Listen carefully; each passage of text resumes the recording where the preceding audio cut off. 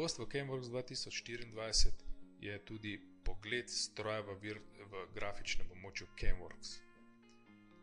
Če odpremo nastavitve za stroj in v zavihku Simulation Machine izberemo virtualni dvojček tega stroja, kliknemo Import, lahko v tem oknu Kinematics označimo, katere elemente želimo in katere ne želimo videti.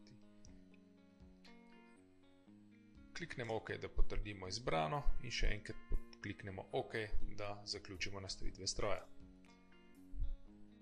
Sedaj lahko v grafičnem območju vidimo naš stroj.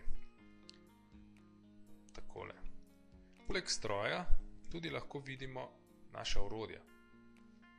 Torej, za vsako orodje tukaj lahko enostavno vidimo, kako je pozicionirano oziroma na katerem mestu na stroju bo pozicionirano. S pomočjo gumba Display Components pa lahko vključimo simulacijo, ohišje stroja, ohišje revolverja za orodja. Pri orodjih lahko tudi označimo, ali so ta prozorna ali polnovidna. In seveda lahko tudi označimo, da vidimo vsa orodja, kot vidite sedaj v tem primeru. Enako pa velja tudi za raziskalne centre. Tukaj imamo en primer, ki je programiran v sestavu. Odpremo nastavitve stroja.